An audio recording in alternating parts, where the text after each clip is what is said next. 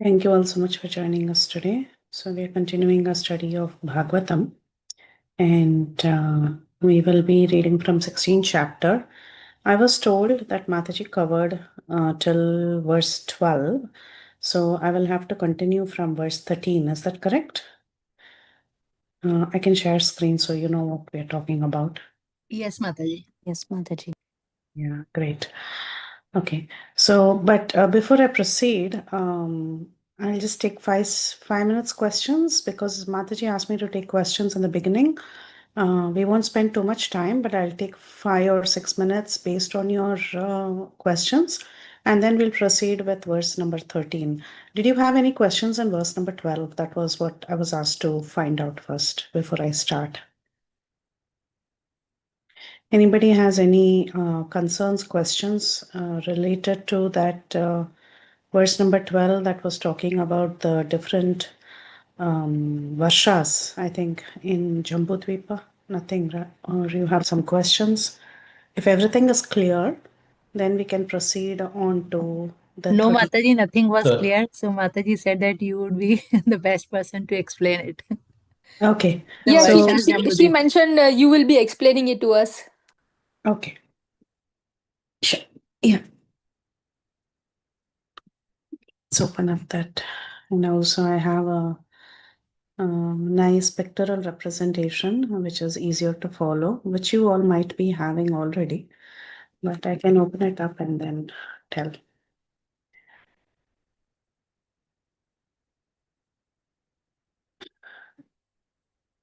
By the time it loads, we'll start with the prayers. Om Ajnanatimirandhasya Jnananjanashala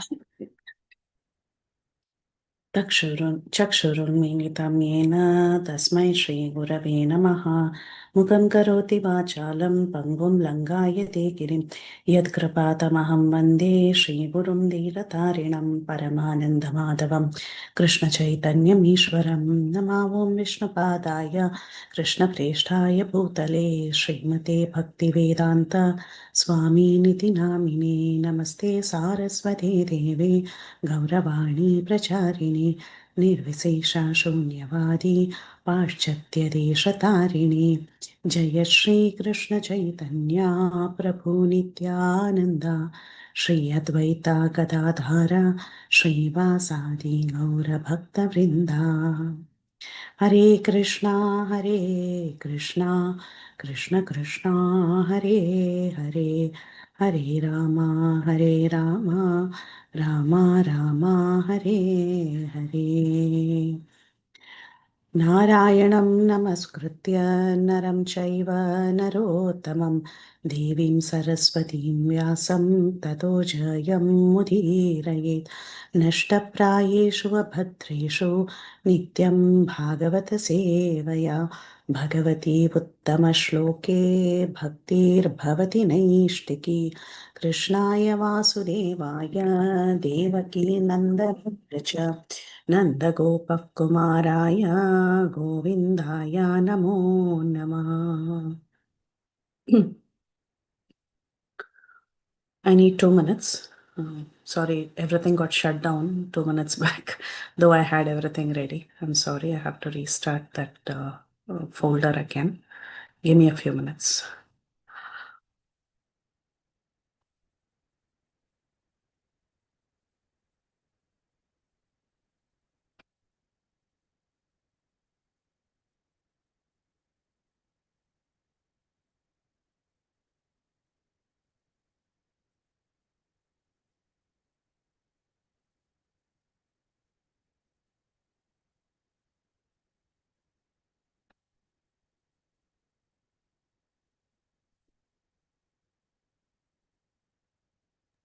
Mataji, Hare Krishna Mataji, Pranam. While we are waiting, just a question I know Kezia Mataji also mentioned. So this would be elaborated, the structure, right, which is also part of Goloka chart. Yeah. In Canto 5th, in detail, it is going to come later on. Yeah, that is for almost like 15 to 26, 15 chapter to 26 chapter of Cantos 5. You'll just be doing this. It'll get very boring actually once you start. but it will just go on and on forever. But we can I have the PowerPoints for everything because we did this series. Many devotees attended that. The overview of Bhagavatam, Bhagavatam diploma.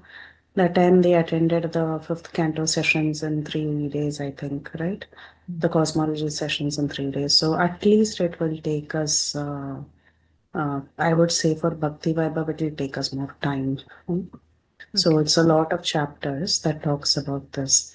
But the idea is that I think specifically in that particular purport, Jambudvipa was described, and Jambudvipa has multiple varshas.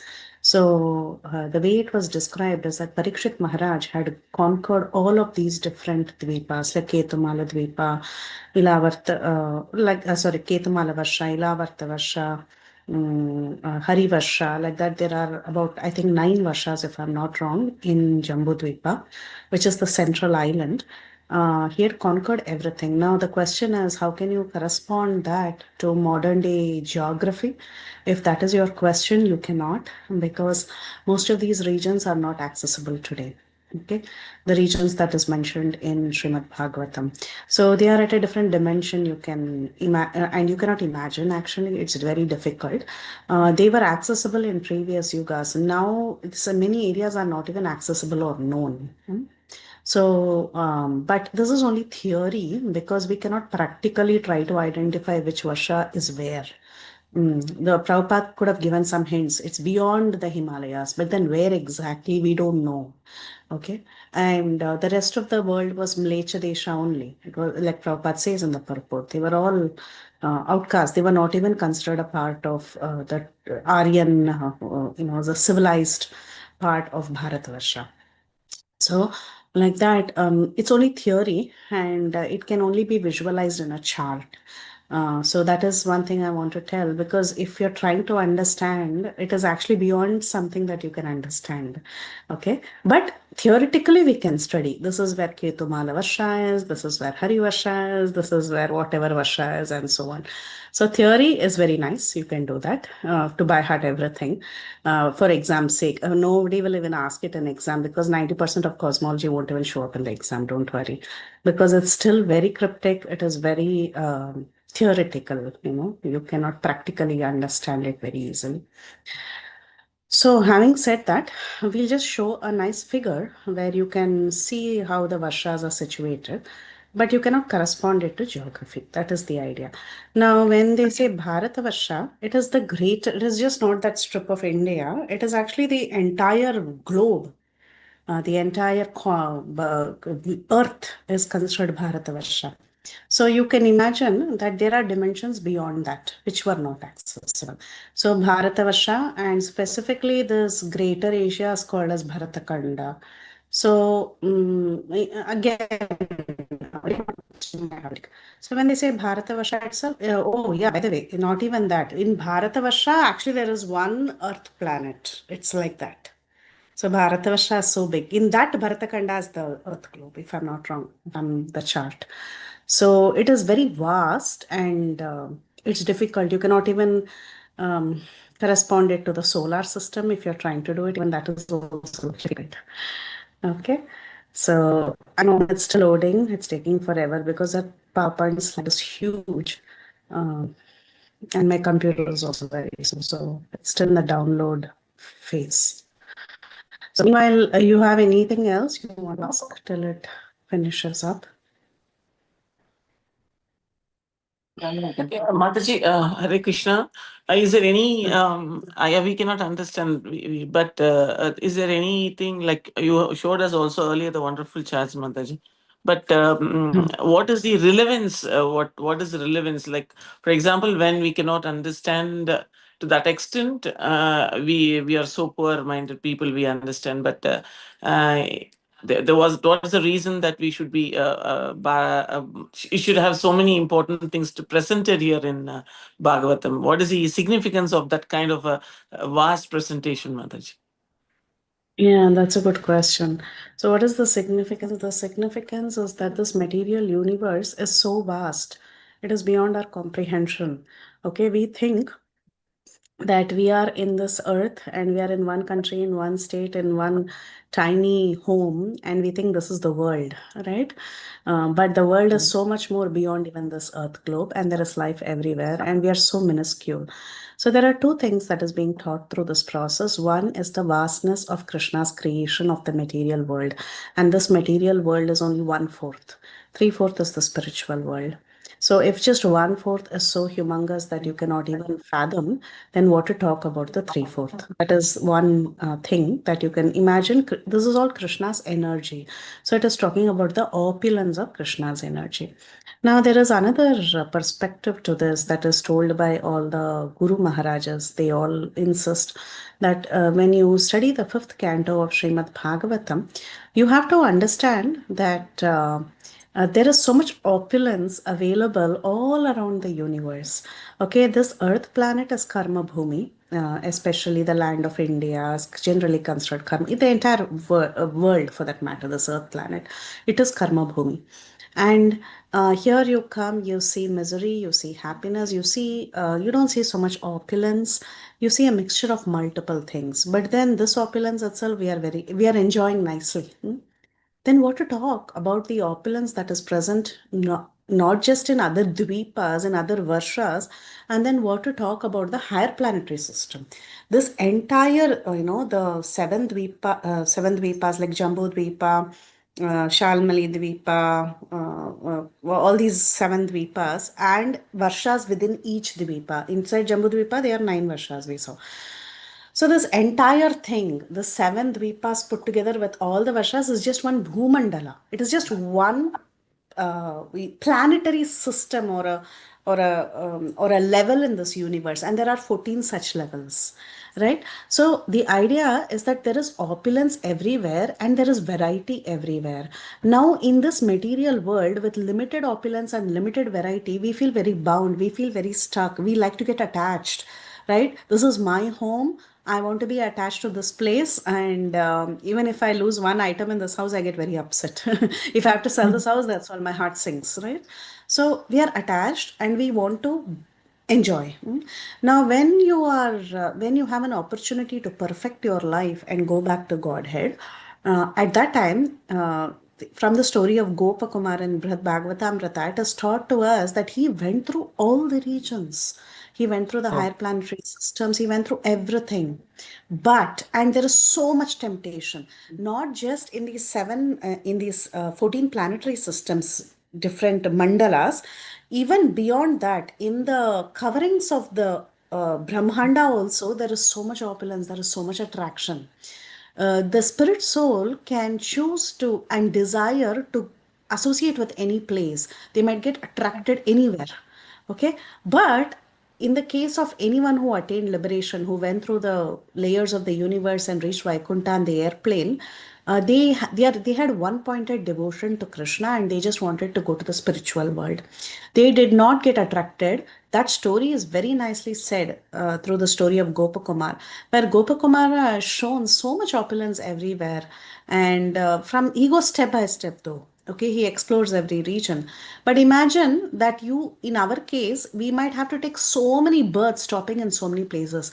It is very important to get information about these places, because tomorrow when we are going to spiritual world, when we are giving up this body, and if the Vaikuntha airplane comes, our fixed devotion should be to go to Vaikuntha or Goloka Vrindavan specifically for Krishna Bhaktas. We want to go to Goloka Vrindavan.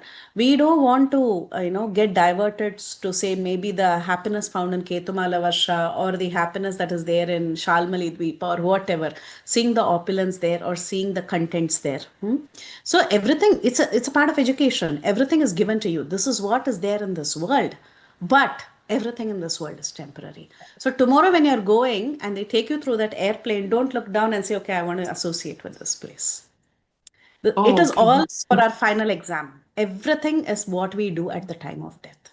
So this entire Bhagavatam is preparing Parikshit Maharaj for the final death, right? Final exam. Okay. Yes, Not fail in the exam. This is how our Even acharyas for do. Parishit Maharaj, leave alone we, Mataji. Even for him, Yeah, it is even for difficult him. things. And what is our plight, Mataji? Yeah, like one purport of Srila Prabhupada, the 12th purport when you all read, so much opulence is mentioned about different varshas, how the women are so beautiful, how this is so nice, life is so long. Prabhupada just gives, and that is only a spark of what is there in the fifth canto. But Prabhupada says so much in that purport, right? So we can imagine what all is there. And that description is there in the fifth canto. Hmm? And we And should this, remember that in the examinations, more importantly, that final examination. Yes, yeah, final Mataji, because examination when we die. Yeah. we are not seeing it, we are not used to those things. Usually if you're Mm-hmm. used to something, oh, we know we this is only ordinary, but that's going to be new for us. Then to cross that is going to be very, very difficult. Like for an And ordinary Indian, if they come to US, they get immediately bewildered, oh, this is beautiful, just like that, yes, because they have not seen US. Like similarly, right. go see all those things.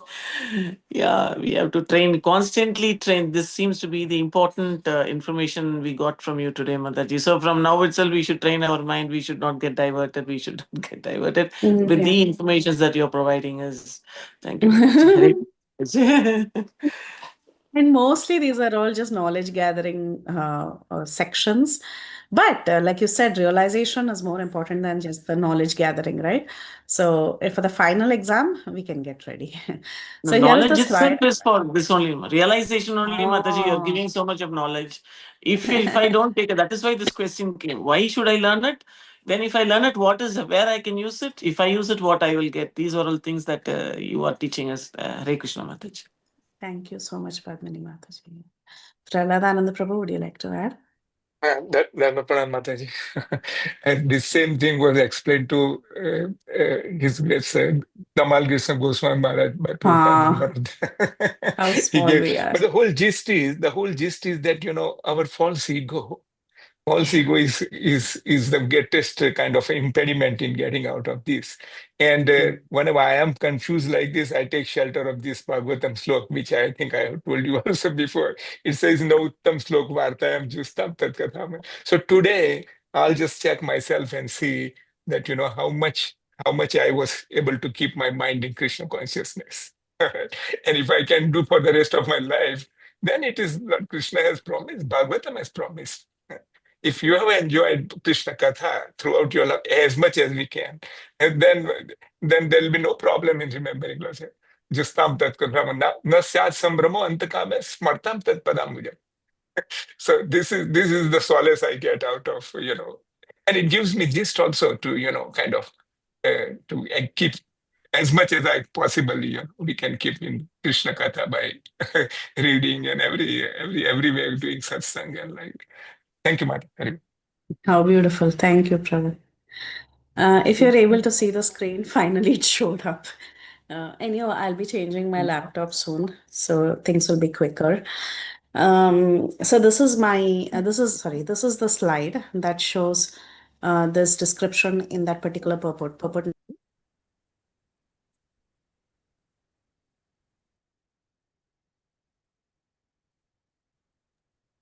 Mataji looks like dropped off. Mistake.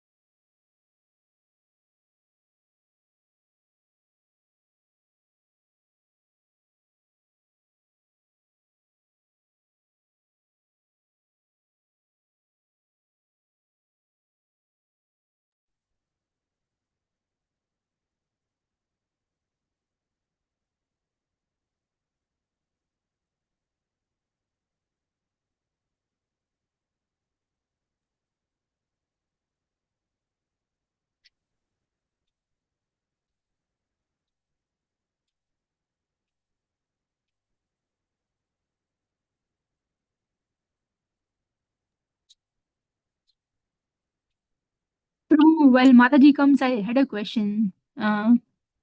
Is it true Ananta Mountain is in Peru? Anant Mountain, is it? I think it's mentioned in Bhagavatam.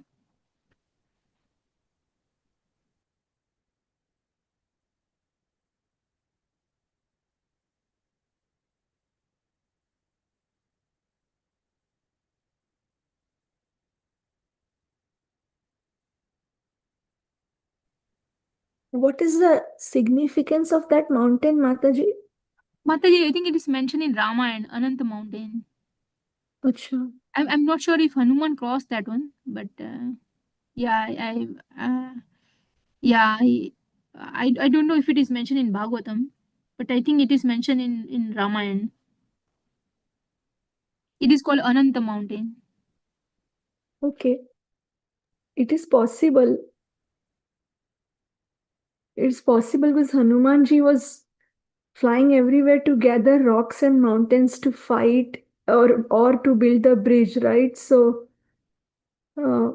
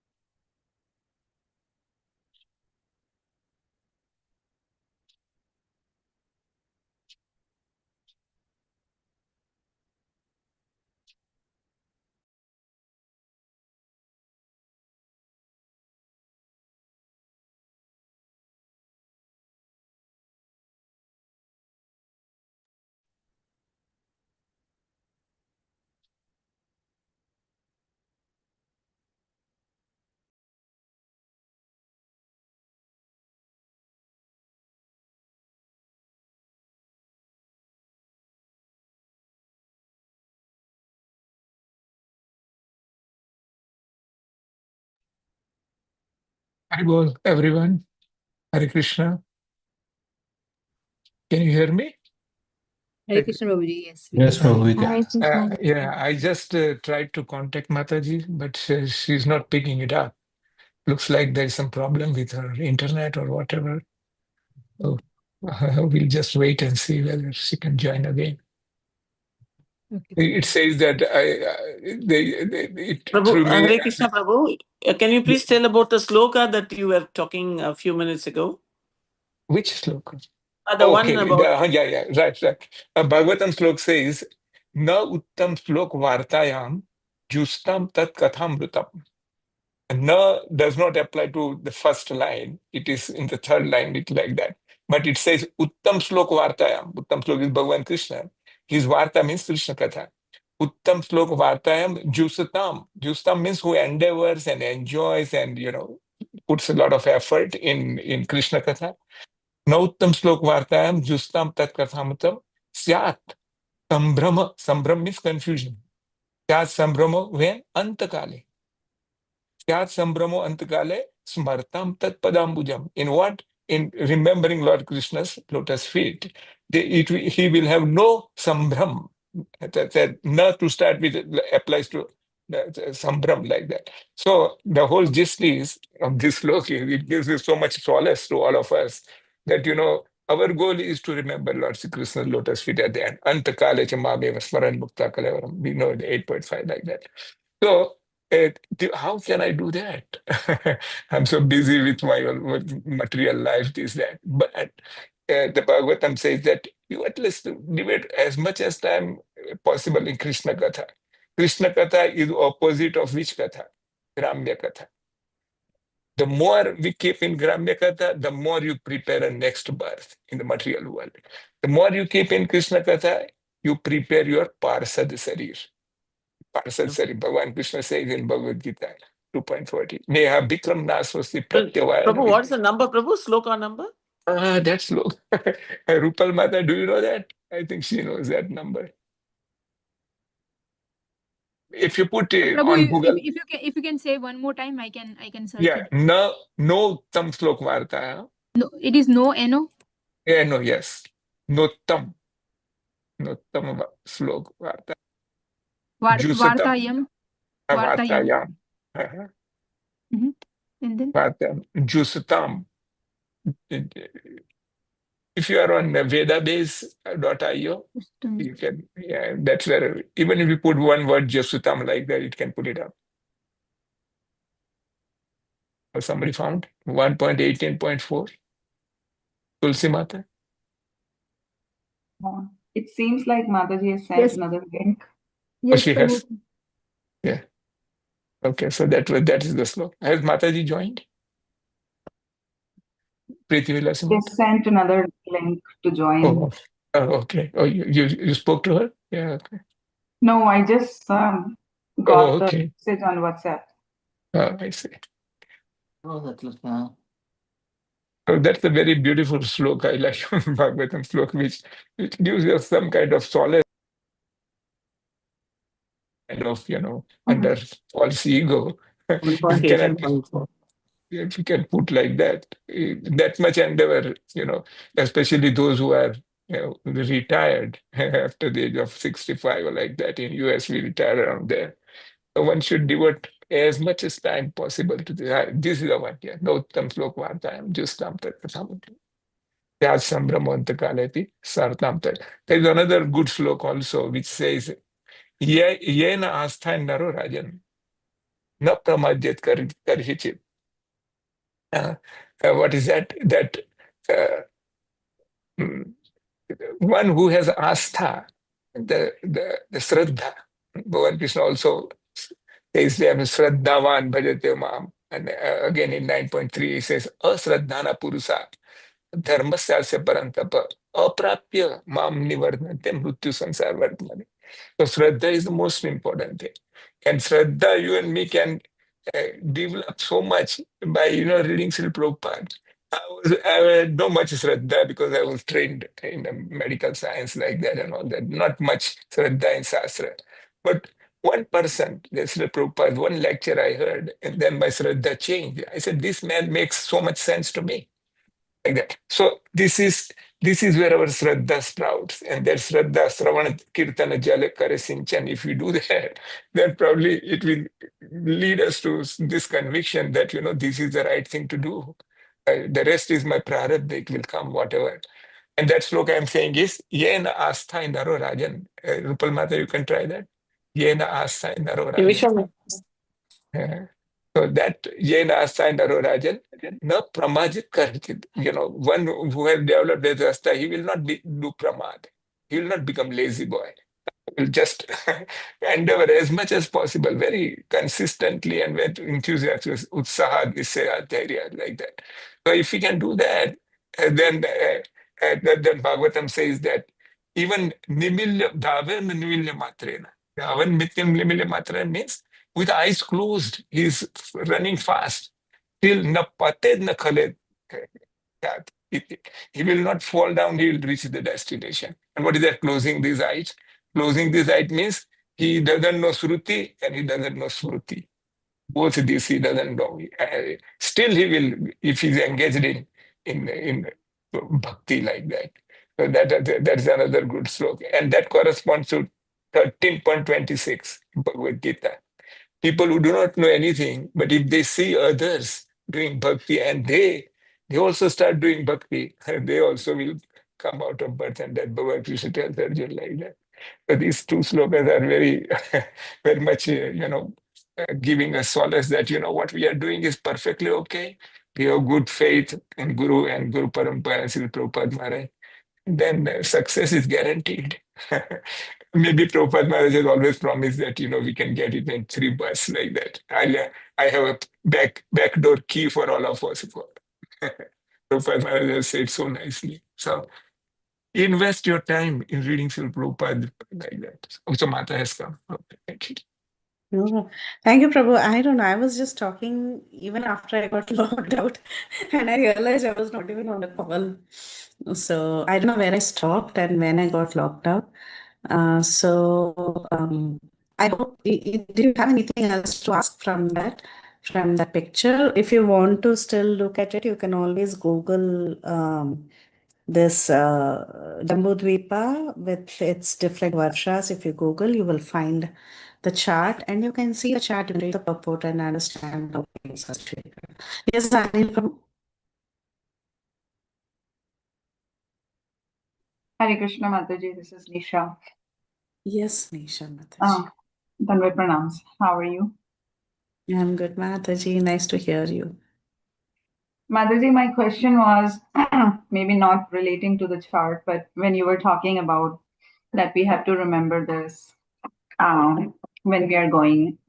So my question was, after we leave this body, how until when do we remember anything about this life or what we are supposed to do? How will we remember? Or until when will we remember?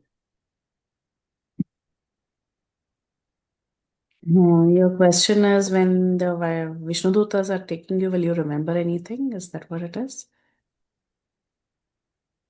Yes, Mataji.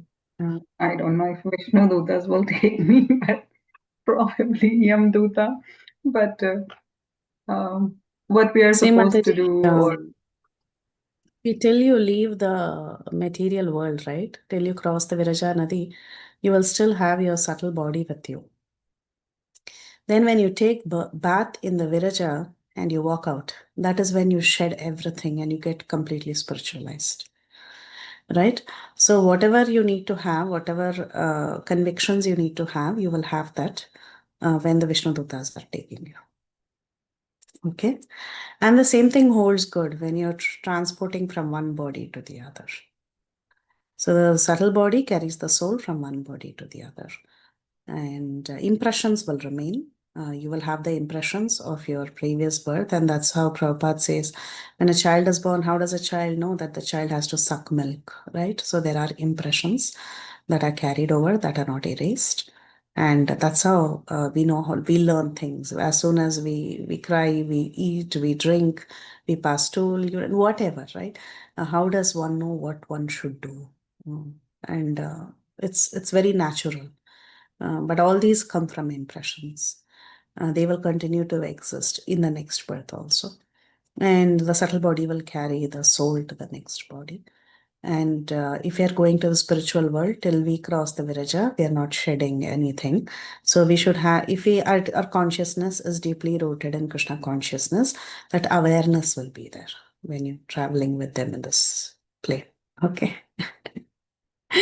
I know, and this again, everything we can only imagine. This. None of us have really gone to that stage, right? Unless we die, we won't know. Everything is theory for now. But hopefully, we will figure it out. Yeah, and we have heard stories of different people who have had some understanding or some experience, well, not really experience, but uh, they have told us. And more than anything, like Prabhu was mentioning, at the end of the day, it is scripture. We believe in what the scripture is telling. So, Also, Mata, when yes. Dhruv Maharaj was in the plane, he was still remembering his mother. Mother. Yeah, Yeah. yeah, then what happened to my mother like that?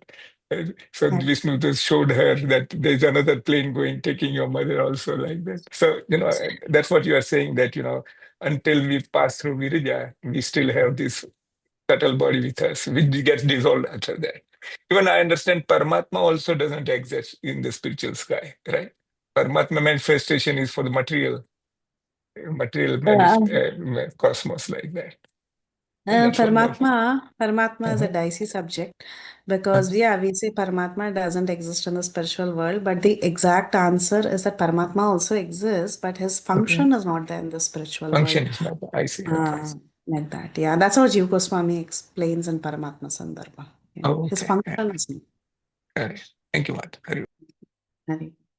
And yeah, that's so nice, right? Even when you actually pass away from this world, it is interesting that great personalities on scripture, and also we know that we have heard that different devotees also, they when they are going like Dhruva Maharaj, they remember the person who gave them that Krishna consciousness. It's very interesting. That's why our guru will be there in our thoughts when our guru will help us start the journey. Yeah? Guru, the person who gave Krishna consciousness, Siksha Guru, Diksha Guru, Vartma Prataksha Guru, whoever it may be, they will help you. Yeah, and they will give the recommendation, and Krishna, the associates will take care. Okay. We'll continue from verse 13 onwards, and this is all about Parikshit Maharaj. So this is the rule of Parikshit Maharaj, how Parikshit Maharaj had conquered different regions. Before we go ahead, was there anything, as she said, 3-4 questions I had to Mataji, address? yeah, but when you started sharing the screen, that time only you got disconnected, so we didn't hear anything. Oh, you didn't see. I was just talking like 5-10 minutes. And we were waiting and discussing. And I realized very late. I described the entire thing and I realized very late that I got cut off. Okay. And the stupid, I'm sorry for that word, but the screen share will not let me start quickly. Okay. So I'll show you that.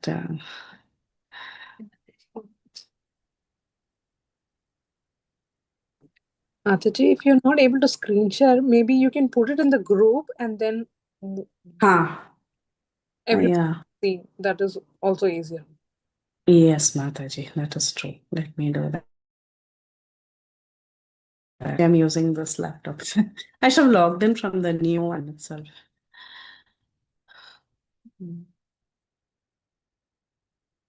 Even that is taking a while, Randa Vaishnavi. Let me wait for the cursor to come back.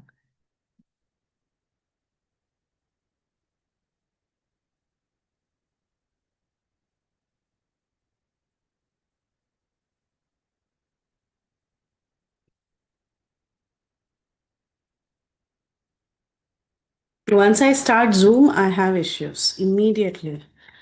I don't know why, some bug.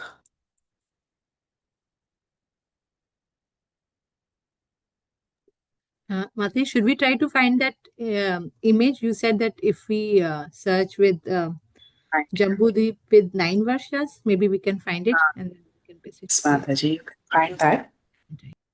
And there you will see. Did I say the whole thing? I didn't say anything. I didn't describe anything to you. No, Okay. we just saw the image and then you got disconnected. I got cut. Yes, Okay. Mataji, the moment you had the PowerPoint Okay. open, everything was gone. Gone, I see.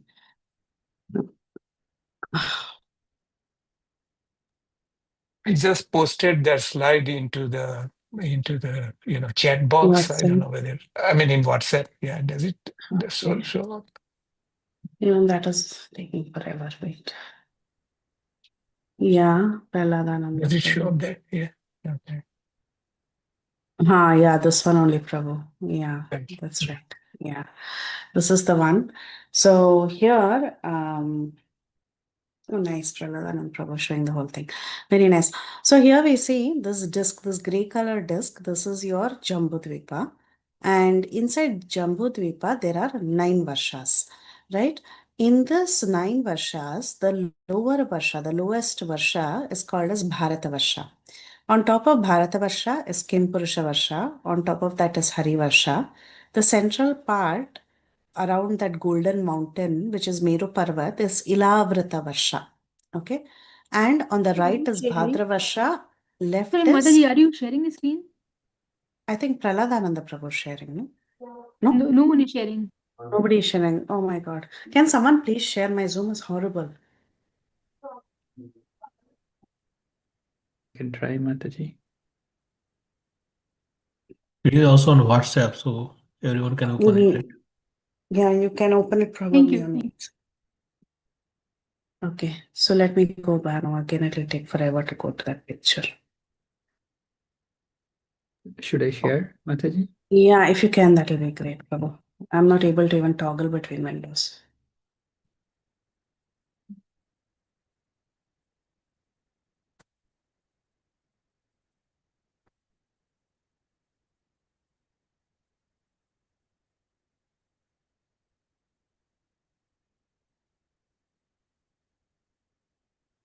Are you able to see? Yeah, we can see it. Yes, Can Prabhu, we see? can see now. It's visible. Okay.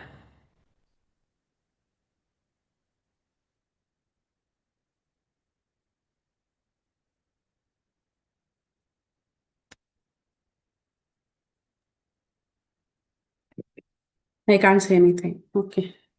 Prabhu, can you make it full screen, Prabhu? Is it like small?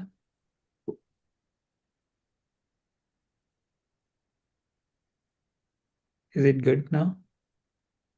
Yeah, this Yes, is good. Prabhu, it's Very good. good. It's good. It's good now. Yeah. Hare Krishna. Thank you. Can I see? Mataji, it's the same as your PowerPoint. That one slide that you had with Bharatavarsha. So you were just explaining it. If Uh-huh. you continue Okay. explaining, we can understand. Okay. Okay. It's nothing is opening up for me. It's all blank. It's all black. I don't know what happened. Okay, I'll just explain from memory. I can't see anything on any screen. Are you able to go to WhatsApp where you put the link? I've just Yeah, posted there. Can you open yeah, that? yeah, I'll open. Yeah, I opened that, Prabhu. That is easier for me now. I don't know. I keep doing that. The screen pops up. Okay, this is better. Yeah. So you have these, you have the bottommost part where you see the Earth planet, right? That region, that section that is divided by the Himalayan mountain, the lowest part, that is called as Bharatavarsha. On top of the Bharatavarsha, you will find, I don't know why this is, I can't see anything. Okay. On top of this, on top of this is Kim Purusha Varsha. On top of Kim Purusha Varsha, you have Hari I'm good. Reverse. Uh-huh.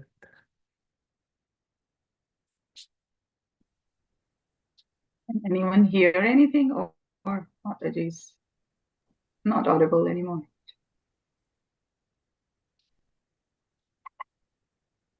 Haribol? Yeah, no, I cannot hear I her. think she has dropped off again.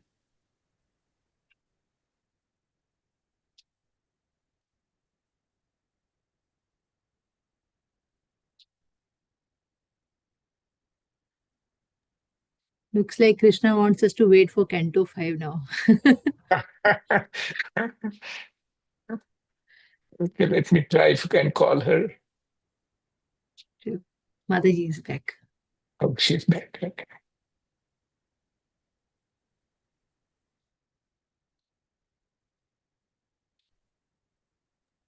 Prabhupada is forcing us to go through the sequence. Like, don't jump to Canto 5.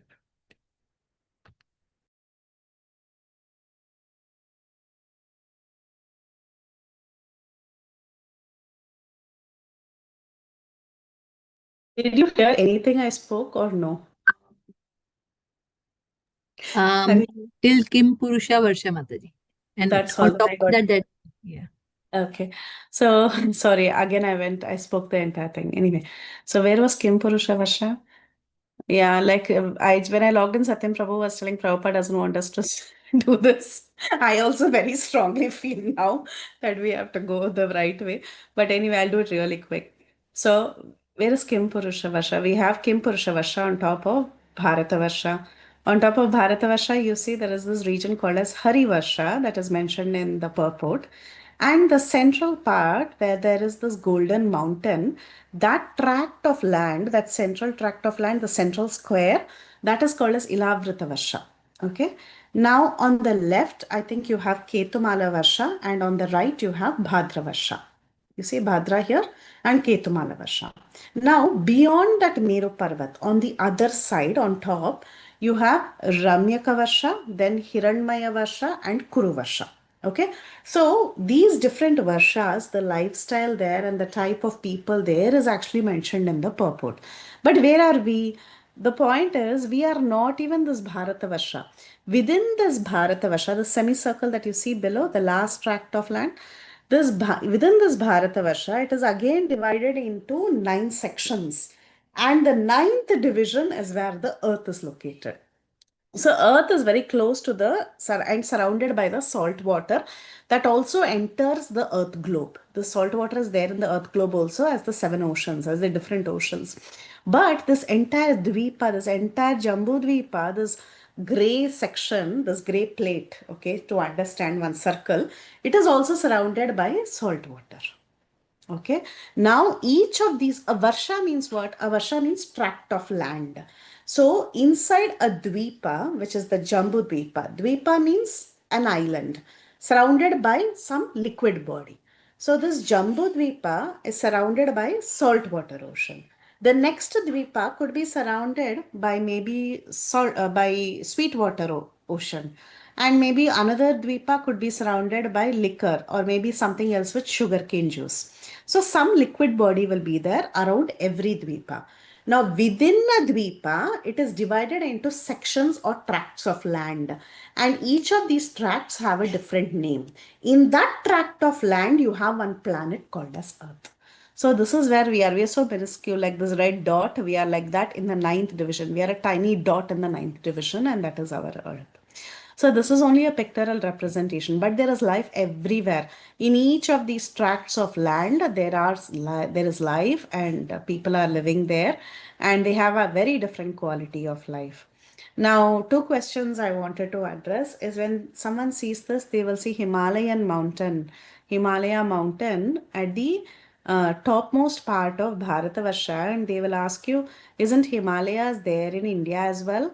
The answer is yes. This is the Himalayas that is accessible to us, but the same Himalayas gets connected to the greater Himalayas. Now, this is very difficult to envision, but this Himalayas gets connected to the greater Himalayas that is there here, that is there beyond the 9 sections of the Bharatavarsha.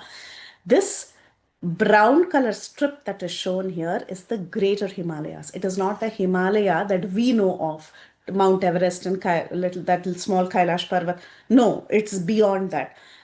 Beyond every part of the Himalayas, there are higher realms, okay, which is not accessible.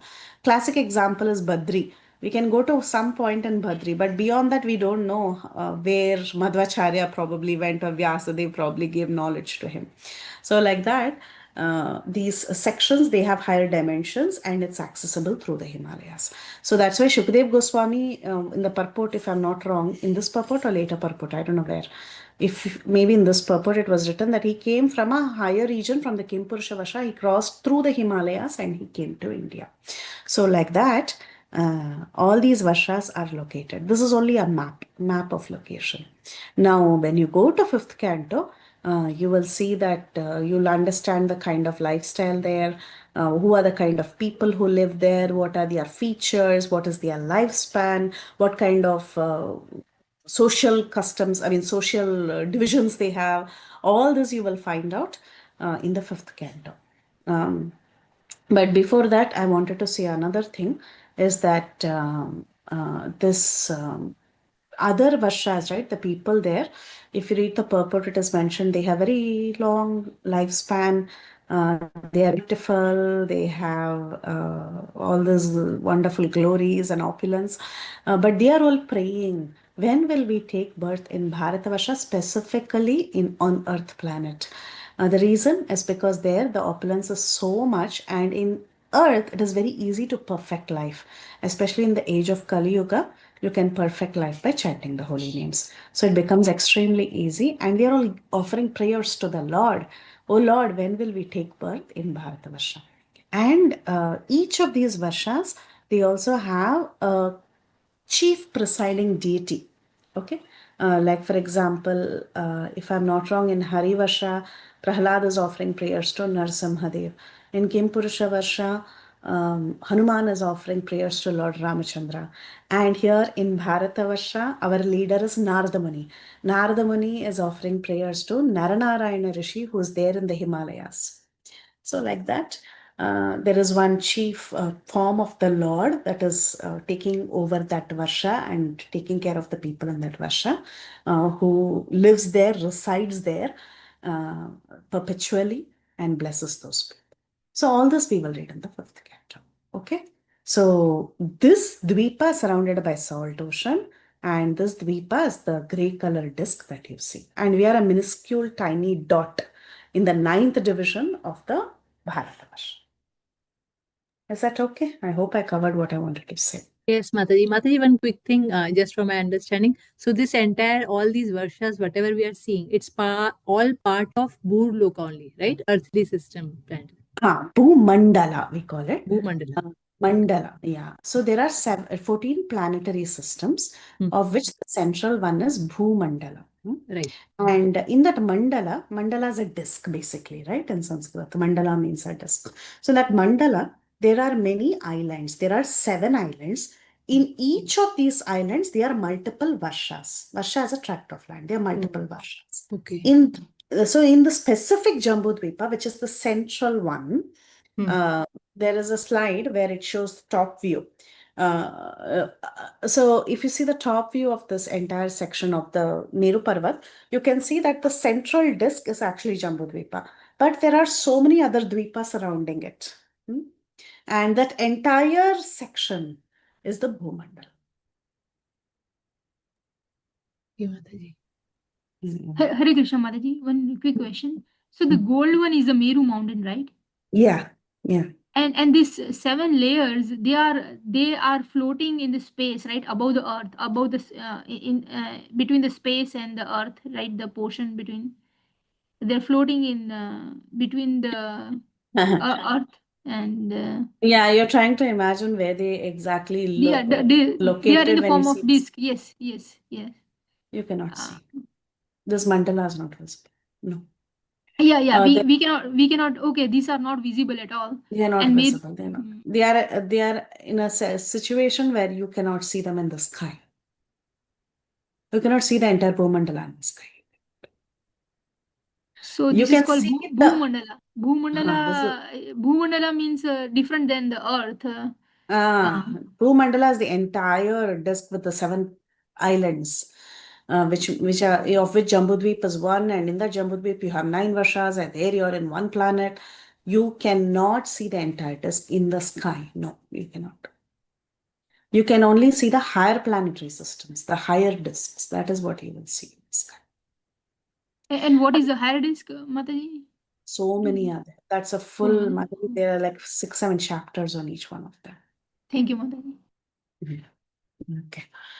Then, if my share screen allows, we will go ahead with the next verse. Okay, 13 onwards. I know Mataji, very quickly, I'll not. I'm just sharing one image in this chat only. Can you tell me if that image also is okay to refer? I know that doesn't have all the Varsha details, but could you please just confirm if you can open it? If you can't open, then it's okay. You can let me know later also. I'm trying to, meanwhile, while you show that, I'm also trying to see if I can share my screen for the verses 13 to 15.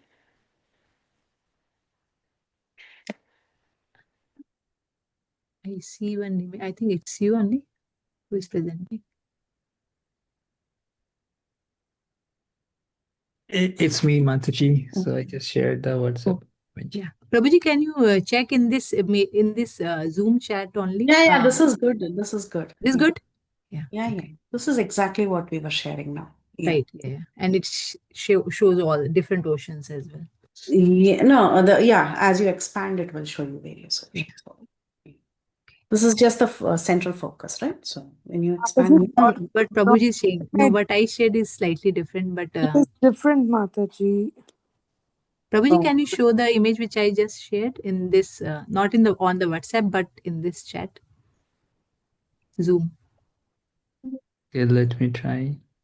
Mataji, what is that 9,000 Y written there or W? What is all that? It is yojanas, Prabhu, the length and the width of each of these sections in yojanas, Prabhu.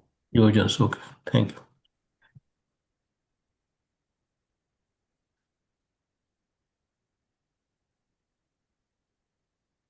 Trying to, while you guys get show what, somebody's sharing screen? Okay. Yeah, these are the mandalas, right? So the central part is the Bhumandala. In that, you see this Mount Meru. In that, the central section near Mount Meru is the Jambudvipa, the known world. In that Jambudvipa also, there's a tiny planet called as Earth. That's all.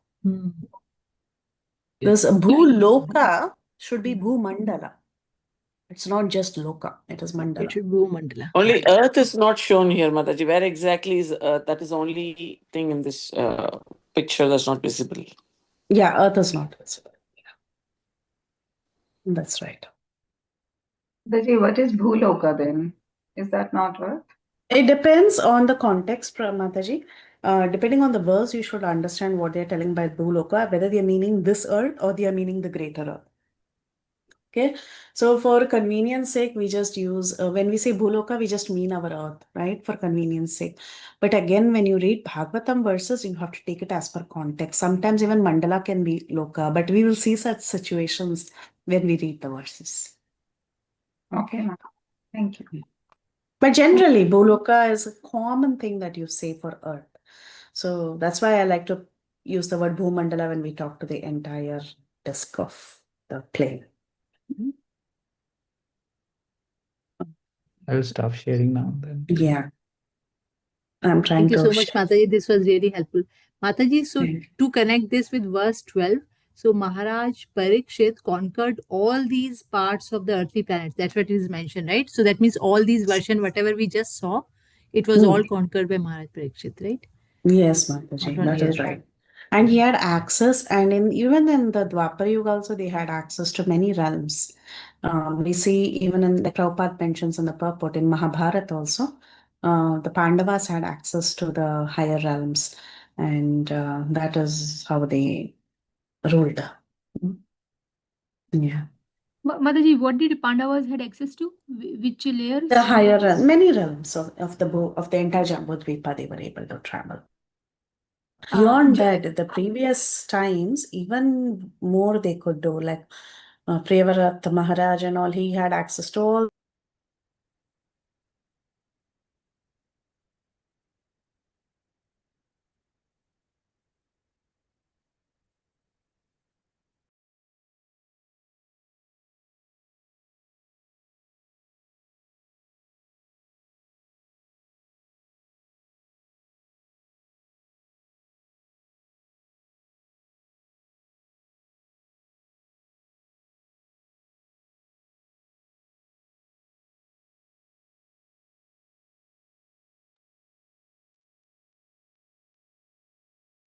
I think Mataji dropped off again.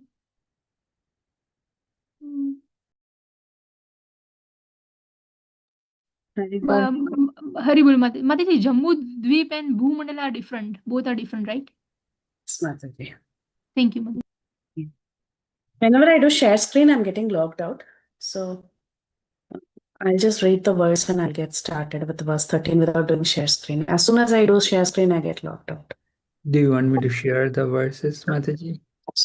Sure, Prabhu, if you're available. If you're available. Yes, Mataji, just let me. Hare Krishna Mataji, you were saying something that if they could walk, like they could cross the Kimpurushvasha. Like, how was that possible in those yugas, and like, is that something you wanted to say, Mataji? Yeah, they were able to access. I think Prabhupada says that in the purport that Shukdev Goswami, he came from, if I'm not wrong, Ketumala Varsha or Uttara Kuru Varsha, I don't know which one.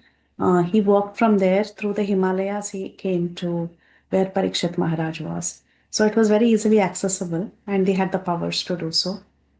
I don't know if we can even go to Upper Badri. That's what I was mentioning. Till Lower Badri, we are able to go. Upper Badri and all, they say it's not even accessible. Now, beyond that is where these Varshas are. So, yeah. It was possible in earlier times. I think that is the understanding. Mataji, Jambu Dweep is north of Kailash mountain, right? No, Mataji. No? You'll find a lot of things on the internet. But just stick to what Bhagavatam says. Yeah. Okay. Okay, we'll just read this verse. Tatra tatro prashanvana swapurvesham mahatmanam pragyamanam cha yashaha Krishna mahatmya shuchakam atmanam cha paritranam Ashvathamo astratejasa sneham cha vrishnipartanam tesham bhakti cha keshave tebhya paramasantushta प्रीति उज्जृम्भितलोचन महाधनानि वशांसि ददौ हरान् महामनः. Mataji, is this too Synonyms. small for you? Yes, true. I'll increase it. Sorry, Mataji. Is it good now? Yes, Prabhu. Thank you.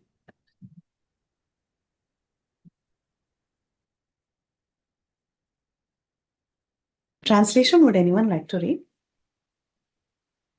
Shall I try, Mataji? Sure, Prabhu. Okay. Wherever the king visited, he continuously heard the glories of his great forefathers, who were all devotees of the Lord, and also of the glorious acts of Lord Krishna. He also heard how he himself had been protected by the Lord from the powerful heart of the weapon of Ashwatthama. People also mentioned the great affection between the descendants of Vrishni and Pratha due to the latter's great devotion to the Lord Keshava. The king, being very pleased with these singers of such glories, opened his eyes in great satisfaction. Out of magnanimity, he was pleased to award them very valuable necklace and clothing. Jai. So wherever Parikshit Maharaj went, what happened? People would welcome him and they would sing his glories. So Prabhupada says kings and great personalities of the state are presented with welcome address. And when they do that, if you see the way they are glorifying Parikshit Maharaj, they are glorifying Parikshit Maharaj in connection to Krishna, that he's a great devotee. What talk of his lineage? He comes from this Vrishni Vamsha, and his mother is Pritha Devi. She has so much great devotion to Keshava. And when he was a small child, he was protected in the womb of his mother from the weapon of Ashwatthama. So like that, these bards, these singers, they come and they glorify Parikshit Maharaj in connection to Krishna. But however, things are very different today. Things are more like, especially when we have people glorifying, it is a lot of artificial glorification. They don't even mean what they are saying, especially when they glorify leaders today. And nothing is in connection with Krishna. So that is the stark contrast Prabhupada brings out in this purport. He talks about how everything about Parikshit Maharaj was glorious simply because he was connected to the Lord. Not only Parikshit Maharaj, but also his ancestors. And these devotees, when they are glorified in connection to the Lord, they actually feel very satisfied because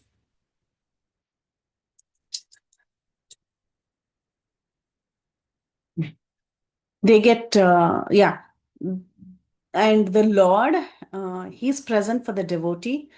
He's always there for the devotee. We see in the case of Parikshit Maharaj how Parikshit Maharaj felt the presence of Lord even in the when he was glorified, because the Lord was there with him in every step. Even when he was in the womb of his mother, the Lord came and protected him. So this shows that devotees of the Lord, though they are in the material world, and this material world is full of danger in every step, still these devotees are never in danger. They might be in apparent dangerous positions, but they are always saved by the Lord, and the Lord is glorified. See, that is the beauty of devotees. Even when the Pandavas were suffering, right, the Pandavas and the Lord were glorified. It is not that the Pandavas had a very easy life. They went through so many tribulations all their life. It was one of the most difficult lives. We tell that we have so many difficulties, but when you think of the Pandavas, you see their entire life was mostly tragedy. But the Pandavas also, they were glorious simply because the Lord stayed with them in all difficult circumstances. And that is what Prabhupada says, that in this purport also, a devotee is never alone. Whatever the situation may be, if we are a surrendered devotee, whatever dangerous position we may be, the Lord is there and the Lord is glorified. Lord Krishna would have not been glorified as the speaker of Bhagavad Gita had his devotees like Pandavas not been entangled in the battlefield of Kurukshetra. So when the devotees are undergoing trouble, we are glorifying Krishna more, actually. So that's why Prabhupada talks about tribulation that the Pandavas went through. The Pandavas, they were entangled in this battlefield of Kurukshetra and they were going through great trouble. But Krishna was there for the devotees, and Krishna eventually became glorified as the speaker of Bhagavad Gita because he was there for his devotees. So, like this, the devotee and Krishna are always going together hand in hand. And when a devotee is glorified, automatically Krishna is glorified. Even when a devotee is in tribulation, Krishna is glorified. So, whatever the case may be, it is an act of glorification of the Lord. And Prabhupada brings the contrast between the welcome address that is done today and that was done earlier. Earlier it was full of facts. They were really glorifying Parikshit Maharaj, but today it is full of flattering lies. So that is the difference that he brings out in this book. Okay, we'll do one more verse. Saratya Parshada Sevna Sakya Dautya Virasananugamana Stavyana Pranaman Snikteshu Pandushu Jagat Pranitam Cha Vishnor Bhaktim Karoti Nripatis Charana Ravinde. Anyone wants to read translation? Hare Krishna.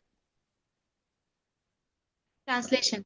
Maharaj Parikshit heard that out of his causeless mercy, Lord Krishna, Vishnu, who is universally obeyed, rendered all kinds of service to the malleable sons of Pandu by accepting posts ranging from chariot driver to president to messenger, friend, night watchman, etc., according to the will of the Pandavas, obeying them like a servant and offering obeisances like one younger in years.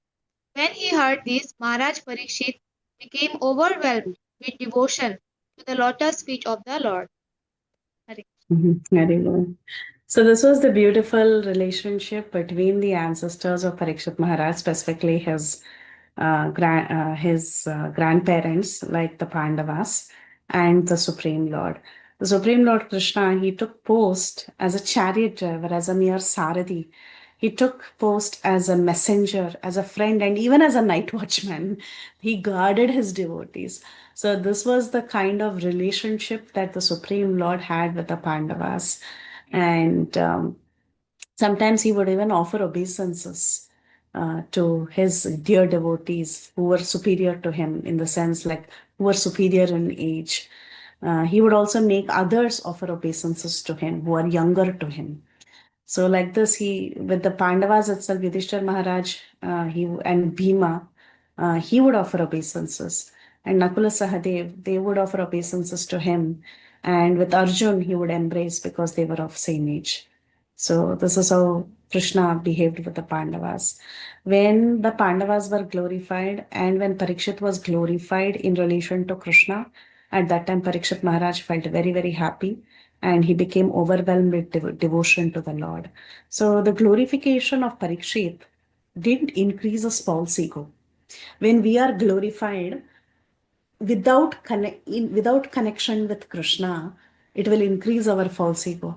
But when we are glorified in connection with Krishna, then what happens? You become overwhelmed with devotion. You feel more and more grateful. This Lord has favored me in so many ways. And that glorification, when it is in connection with Krishna, it will increase our devotion and our faith. And it will make us hold on tight to the lotus feet of the Lord. And that is what happened to Parikshit Maharaj as well. Parikshit Maharaj became overwhelmed with devotion to the lotus feet of the Lord. If we are glorified in connection with Krishna and our pride is increasing, it happens, right? When someone tells, oh, you're such a wonderful devotee, Krishna has favored you, you have become so strong, Krishna has helped you in the circumstance.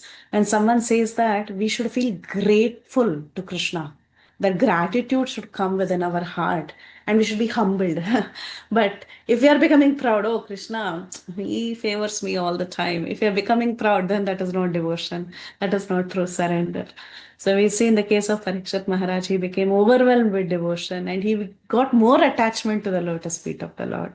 And he understood whatever glories they are singing is only by the mercy of the Lord. If the Lord didn't give these beautiful qualities or this strength that Parikshit Maharaj had, how could he display the strength, right? Everything comes from Krishna. So he acknowledged that and he was always grateful. And Prabhupada says in the purport that Lord Krishna is everything to the unalloyed devotees like Pandavas. So the Lord was there as the he was there as their worshipable deity. He was there as their guide, as their chariot driver, as their servant, messenger. Like this, whatever you can conceive of, whatever relationship you can conceive of, the Lord was there for the Pandavas. And the Pandavas loved the Lord a lot, and the Lord also reciprocated with their feelings. And Maharaj Parikshit was coming as a descendant of the Pandavas. He was identifying himself as being one of the relative of the Pandavas. So he could appreciate and he was feeling grateful that this Lord, he was so close to my ancestors. So he became overwhelmed with feelings for the Lord. He was appreciating that. So the Lord's dealings with his different devotees, they may appear ordinary, but if we can understand the Lord's Bhaktavatsalya, that he's always my well-wisher, he's taking care of me, and if we can appreciate that, feel a little grateful for that, we become eligible to go back home, back to Godhead. So these Pandavas, they were very malleable to the will of the Lord. Pandavas went through so much suffering, but they never blamed Krishna. They were ready to sacrifice everything for the service of the Lord. So that kind of unalloyed determination they had, and that helped them actually progress in devotion. Okay, so at this point, Parikshit Maharaj was feeling very happy that his ancestors were glorified, and by that glorification, he did not develop pride. Rather, he developed more and more gratefulness and firm devotion to the lotus feet of the Lord. So that's what this verse is telling. 17th verse. तस्यैवं वर्तमानस्य पूर्वेषां वृत्तिमन्वहं नातिदूरे किलाश्चर्यं यत् आसीत् तन्निबोध मे. Okay, nice. Anyone for translation? Hare Krishna. Hare Krishna, Now Mataji. you may hear. Now you may hear from me of what happened while Maharaj Parikshit was passing his days hearing of the good occupations of his forefathers and being absorbed in thought of them. Hare Krishna. His forefathers were devotees, and he was thinking whenever he would hear the glorification of his forefathers, he felt very happy and grateful for the Lord's blessings. Next one is 18. Dharmaha pradaikena charan vichayam upalapyagam prichati smarshu vadanam vishvatamiva mataram. Translation anybody? Hare Krishna.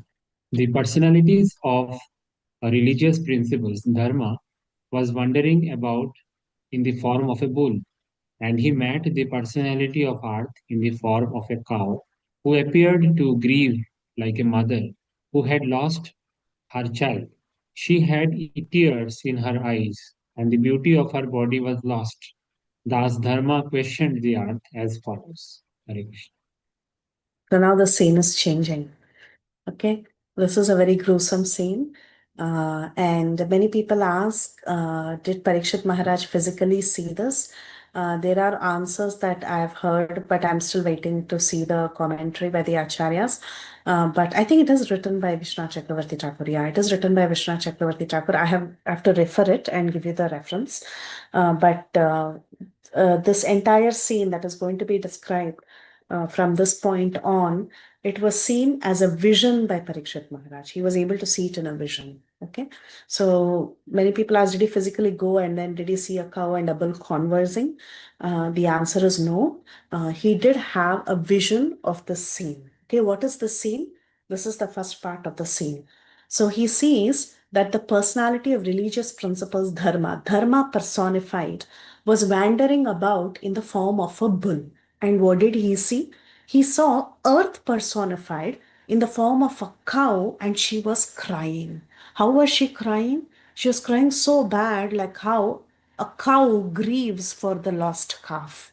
So cow is a very affectionate, very, very loving and an animal with evolved consciousness. And when a cow is separated from its calf, it has so much pain, like how a mother is separated from the child. So this bull, who is Dharma personified, saw Earth, who was in the form of a cow, and who was grieving like a mother who had lost her child. How was she looking? She had tears in her eyes. Her beauty was completely gone.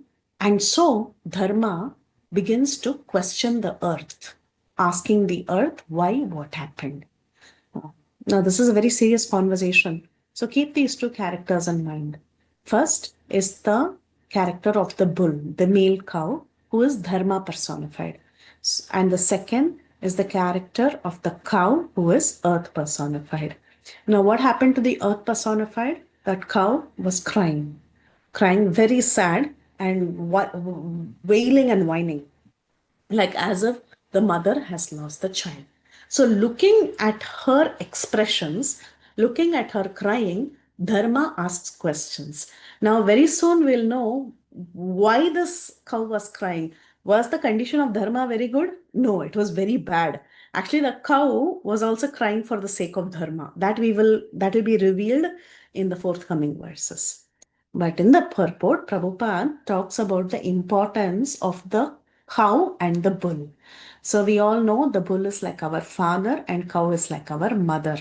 We drink our mother's milk. Similarly, we also drink cow's milk. So cow is one of the seven mothers, and the bull is like the father who helps us toil the earth to get grains. Okay, so in ancient times, they didn't have tractors. Rather, they used the bulls for farming, to grow grains. So the bull is like the father. He helps us with the production of grains in the agricultural field, and the cow delivers milk. So human society, therefore, it is very important for human society to maintain these two important animals. They are very, very important in this, especially in the Vedic civilization. We know how much importance should be given to the cow and the bull. But however, unfortunately, in this age of Kali, even in India, we see that the cow and the bull are slaughtered. And slaughtered for what? Slaughtered for meat and slaughtered for leather. India is one of the largest exporters of leather, which is most unfortunate. Actually, the cow and the bull should be served like our parents. But this is Kali Yuga, and instead of spreading Brahminical culture, we are spreading atheistic culture everywhere. So we see that when Brahminical culture deteriorates, the cow and bull become mistreated, and the resultant actions are prominent by following symptoms, Prabhupada says. So let's see what happened. This is the scene. 19. So now what is happening? The bull is asking questions to the cow. Dharma. Who's the bull? He's Dharma. Dharma uvacha kachit patre namayam atmanaste vichayasi malyate shanmukhena alakshaye bhavatim antaradim Dure bandum shochasi kanchanamba. So he says, Dharma in the form of the bull asked. Dharma asked, "Oh madam, oh lady, are you not hale and healthy? Why are you covered with the shadow of grief? Why are you crying? It appears from your face that you have become black. Are you suffering from some internal disease? Or are you thinking of some relative, some bandhu who is in a distant place? Dure deshe, bandhu. Are you thinking of a bandhu who is very far away? Or Are you having some internal disease? Or are you not hale and hearty? Why are you covered with this grief? Why is your face so black? So it appears that the cow is lamenting, right? So again, Prabhupada, he talks about the situation in the age of Kali. Actually, in this age of Kali, everybody is diseased with some kind of ailment. All of us, right? In our 30s, 40s, we have so many ailments. Usually, in previous generations, our great grandparents, they had ailments only when they were very old. But look at us, in a young age, we have ailments. And everyone feels the absence of one's relative who's away from home. So all this is there in the age of Kali. Our body is very, very weak, and nobody is together. That's what Prabhupada says. There is no question of proper family life today. Today, the husband has gone away somewhere and he's earning for the family. The wife lives far away from the husband. She has to raise the children by herself and so on. So that is the nature. There is no family life in this age of Kali. And secondly, there is no good health. So these are sufferings of the internal diseases and separation from near and dear ones. When these two are there, there is going to be extreme anxiety, suffering of the body and suffering of separation from near and dear ones. Big problem. And that is very rampant in the age of Kali. So this is the reason why the people of this age of Kali are always unhappy. Prabhupada says two things. So suffering of the body. Actually, I heard someone say, when you have a problem, an ailment in health, serious health issues, that is till then you might have had many problems. You would have acknowledged, in my life, I have so many problems. But once you have a serious ailment in health, that is the only problem. After that, you will not be thinking of these choto-moto little problems. The rest of them vanish. Once it comes to your health, your body, because you're most attached to your body, that is the only biggest problem.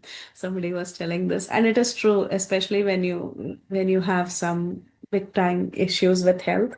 Many people feel that they are like, first let me get out of this ailment, then I'll handle anything else, right? So these two are the two things: separation, seeing our loved ones suffer. That is also very difficult to see, and second thing is body ailments. So, but it continues, okay, it doesn't stop there. He questions, he goes on further questioning. पादैर्न्यूनं शोचसि मैकपादम् आत्मानं वा भोक्ष्यमानम् आहो सुरादीन् हृतयज्ञभागान् प्रजा उतस्मिन् मगवत् avarshati. Thank you, Prabhu. You're so patient with me. Thank you. Anyone for translation? Hare Krishna, Mataji. Mhm. I have lost my 3 legs and am now standing on one only. Are you lamenting for my state of existence? Or are you in great anxiety because henceforward the unlawful meat eaters will exploit you? Or are you in a sorry plight because the demigods are now bereft of their share of sacrificial offerings, because no sacrifices are being performed at present? Or are you grieving for living beings because of their sufferings due to famine and drought? Hare Krishna. Thank you, So, Mataji. Mataji, just stay on. The first sentence is, I have lost my 3 legs and now I'm standing on one only. Who has lost 3 legs? The bull Dharma. The bull. So the bull is asking the cow, are you sad because I have lost my 3 legs and I'm standing on one only? Note this point. So the cow was suffering. Yes, the cow was in anxiety. The cow was sad. The cow was lamenting, etc. But how was the bull? The bull had lost its 3 legs and standing on one leg. So the bull is asking, are you lamenting for my sake, my state of existence? Or are you worrying that henceforth meat eaters will exploit you? See, in that time itself, Parikshit Maharaj, during the time of Parikshit Maharaj itself, it's predicted that beef eating will become rampant at this time and age. Or are you in great anxiety because henceforward the unlawful meat eaters will exploit you? Or Are you, the cow, in a sorry plight because the demigods are now bereft of their share of sacrificial offerings because no sacrifices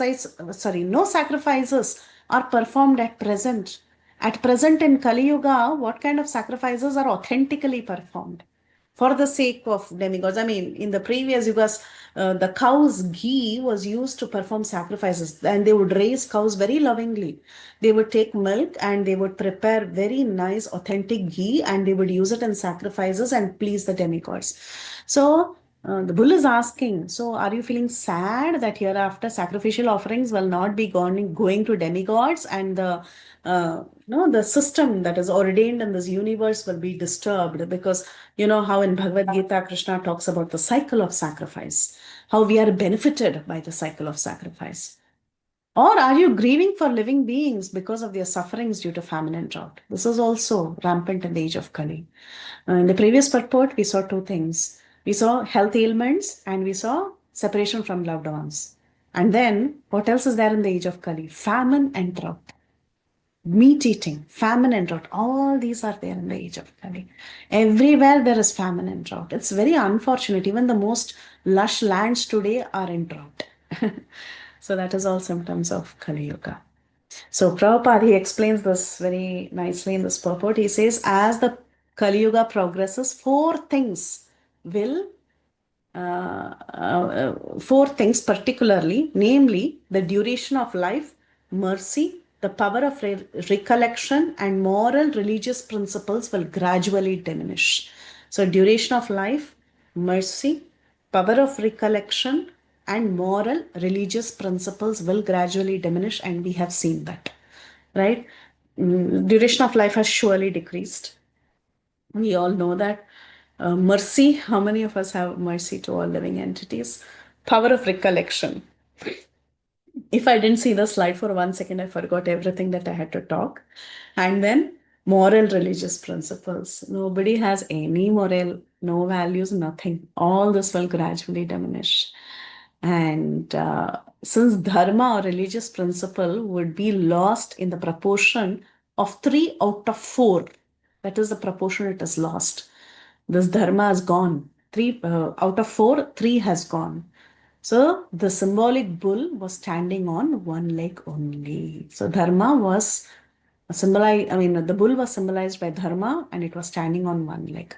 When 3/4 of the population of the world, they become irreligious, the situation is converted into hell for animals.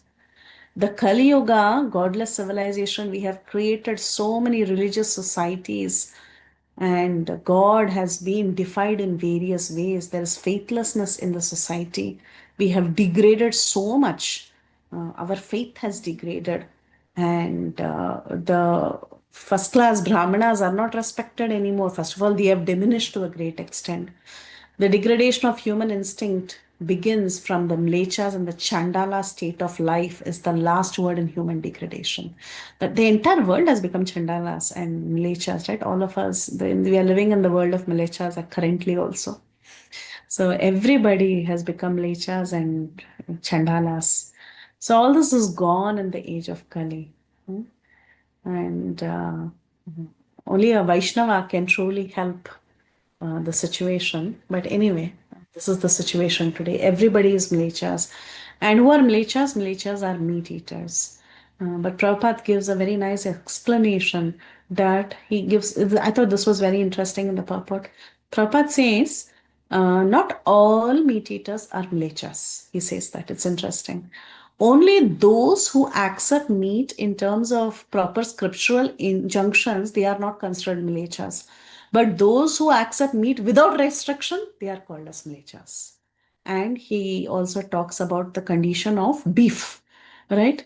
In this world, beef is forbidden. Actually, beef is forbidden. Nobody should kill a cow. But then, and in Vedic civilization, they were giving special protection to cows. But in this age of Kali, everything has changed. There is one state in India where they are so rampant in beef eating. It was so much. It's everywhere. Beef, beef, beef, beef. It's very sad. So that is the first thing. So when Bull was seeing the cow, He told, are you first lamenting for my condition where I'm standing only on 3 legs? That means in this age of Kali, what has happened, duration of life, mercy, power of recollection, all this moral, religious principles, all this has diminished. That means dharma is reducing. Second point is he's asking, are you in anxiety because unlawful meat eaters will exploit you? He asked that question, right? That means in this age of Kali, a lot of beef eating will increase. And not everybody is mlecha. People who eat beef, specifically, Prabhupada says, if you do animal sacrifice without the injunction of the Vedas, that means if you randomly open slaughterhouses and kill animals, then you're a mlecha. But if you go the Vedic way, in the Vedic tradition, there are rules and regulations how to sacrifice an animal, what kind of animal to sacrifice, at what point you can sacrifice, at which place you can sacrifice. All these recommendations are given. So if you're doing the correct way on an Amavasya night, you take the animal to the outskirts of the town, you only slaughter the animal and take a lower animal. All these rules are there, right?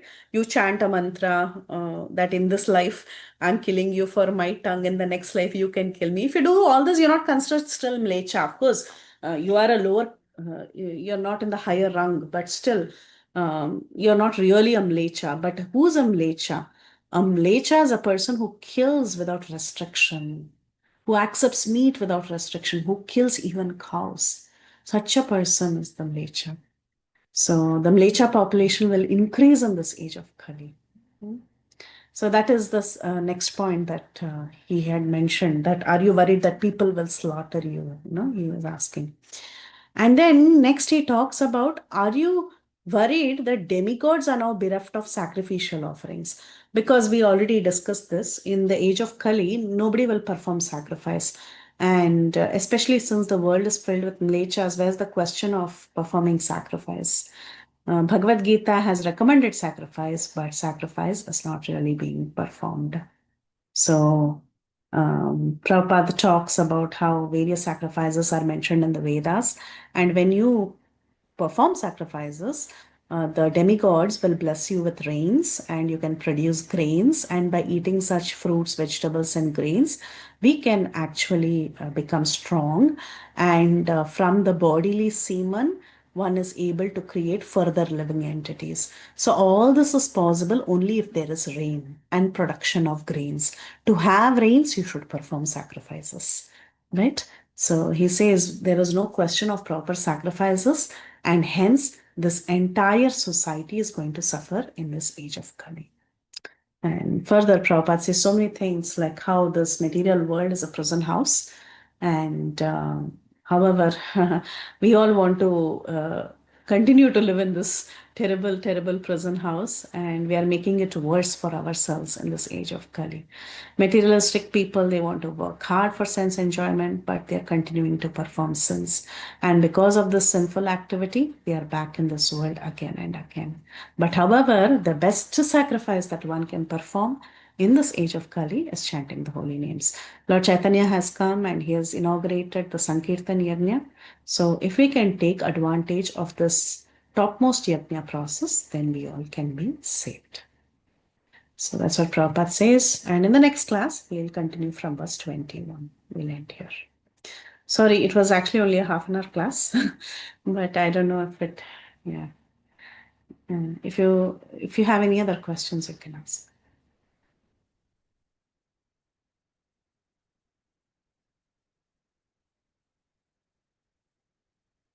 Hare Krishna Mataji. One quick question. So I was reading Prithu Maharaj's story in that Mother Earth took a form of cow. So I understand Earth is also a mother, cow is also a mother. So Mother Earth has a power to transform into any form she likes. So is there any other way where she transforms something else in any other canto, or she always transforms herself into Mother Earth? Sorry, in the cow form. 99% what I have read is she transforms into cow only, and cow invokes compassion. It's a gentle animal that can invoke compassion, and mostly she transforms into cow. Yes, Mataji. That's what I've heard also. Yeah. Thank you, Mataji. Thank you. Thank you. Thank you. And thank you, Satyam Prabhu, for patiently screening. It was very helpful. No problem at Yes, all. Prabhuji. So, Mataji, is Prithvi or Bhumi Devi's consort of Dharma? No. Okay. Thank you. She is not the consort of Dharma. She is the consort of the Lord only. Bhumi Devi is the consort of the Lord, Supreme Lord here. Thank you, Mataji. Thank you, Prabhu. Shyam Gopal Prabhu. Hare Krishna Mataji. Thank you for the class. So this dharma has 4 legs, right? So even in Kali Yuga, which is the leg? I forgot about that. And Satyam. why that leg is still there for dharma? Truthfulness. Satyam. We have a Satyam here. Satyam is still there in this Kali Yuga. There is some truth in this world that is holding up this world. If truth is gone, then everything collapses, right? So there is some truth. Is that correct? If I'm wrong, just tell me. This is what I remember from memory. I heard compassion. Donation is there. Charity. But someone please correct me if I'm wrong. Just truth, Mataji. Truth, yeah. Yes, Mataji. Truthfulness. Without truth, Satyam, without Satyam, there's no existence, right? So it has to be there. Like how But without Satyam, we couldn't exist. We couldn't do the class today. Like that. Yeah, today it is true. Yes. So we are a live example of how without Satyam, it is difficult to continue to exist. So this truth is absolute truth we are talking, Krishna, or we are talking about the truth otherwise? Even the truth also, Prabhu. There should be some truth. Yeah. Reality should be there, Prabhu. Yeah. Not the absolute truth. Absolute truth is there. Right, yeah. Thank you, Mother. Hare Krishna. Thank you. Hare Krishna. Yes, Shyam Gopal Prabhu. Shyam Gopal Prabhu finished. Saudamani Mataji raised hand. Yes, Mataji. Please correct me. I was thinking how Satyam is still there. Like if we order something in Amazon, then whatever we ordered, that only comes. It So comes. there also Yeah, reality is there. Yeah, correct. Beautiful. So nicely she said it.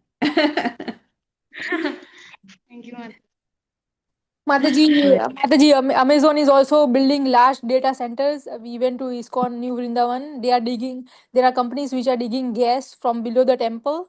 So Satyam 100% does not exist. Sure. Okay. Okay, there is some reality existing, Mataji. But yeah, she's talking about the situation. That is unfortunate, yes. Okay. Mataji, I understand the Satyam they are mentioning is not the Satyam we are imagining, Mataji. It is little beyond that. It cannot be because the Satyam is one that means the earth itself is existing is only the truth. Other than that, people living in the earth are not truthful or they are following any Satyam. It The is Satyam is reducing, the, Mataji.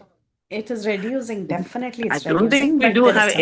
any. Just now we studied, no Mataji. Just now you said whatever we are doing is a false gratification. You are praising people. Everything is false. There is no truth, Mataji. So the Satyam truth is different from what we are.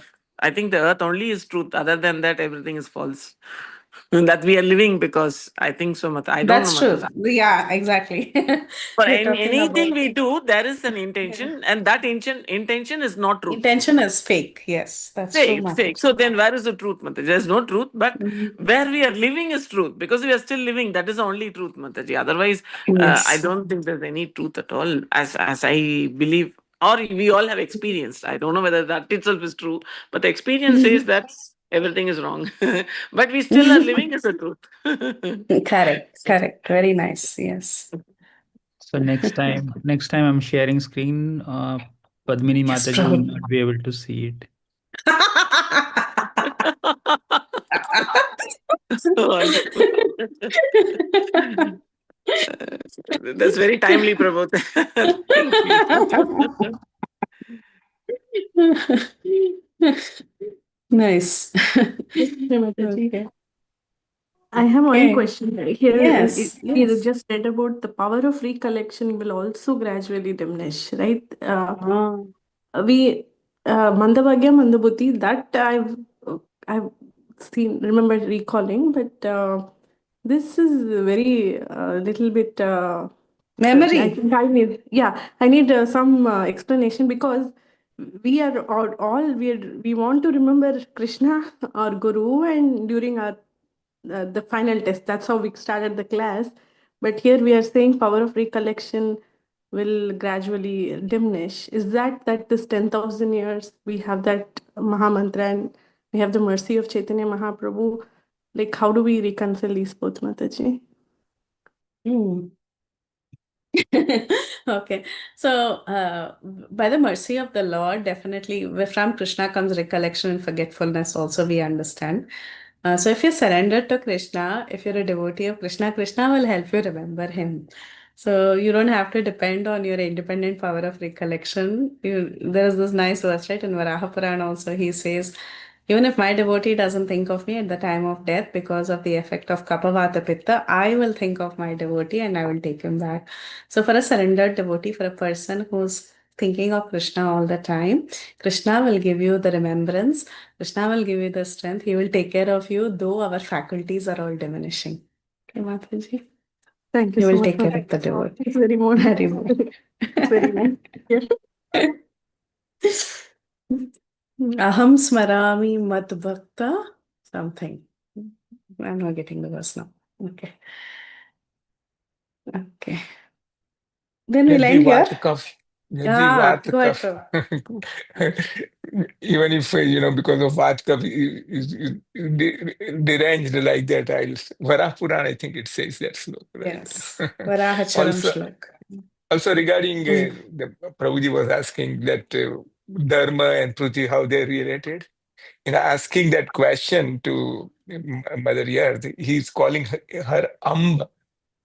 Mother. Yes, that verse is here, Amba, oh mother. Right, Yes. right. So that's Very why nice. we call our all Matajis like that. Chanakya Beautiful. Pandit says that. Who is Pandit? Pandit definition are given in Bhagavad Gita, but Chanakya says Matruvat Pardharesu. That's the first symptom of a Pandit. Matruvat Pardharesu, Lostravat Padhanesu. Others' money is Lostravat, like stones. Atmavat Sarva Bhutesu. If I cut throat of an animal, what will happen to me if somebody cuts my throat? Yah pasyati sa pandita. Prabhupada Maharaj quotes this like that. I just wanted that Sharma. Hari Bol. Very well. Beautiful. Thank you, Prabhu. Hari. Okay. We'll end here and meet next class 21. Okay, hopefully I fix my laptop. Vanchakalpatarubhyascha kripa sindhubhyeva cha patitanam pavanebhyo vaishnavebhyo namo namah. Anandakoti Vaishnav Vrinda ki jai, Shri Prabhupada ki jai. All glories to all the assembled devotees. Hi, Hari Praise Bol. Preeti Vyas Thank you, Mataji. Mataji. Dhanavad Yeah. pranam. Thank you so much. Mataji. Hari Bol.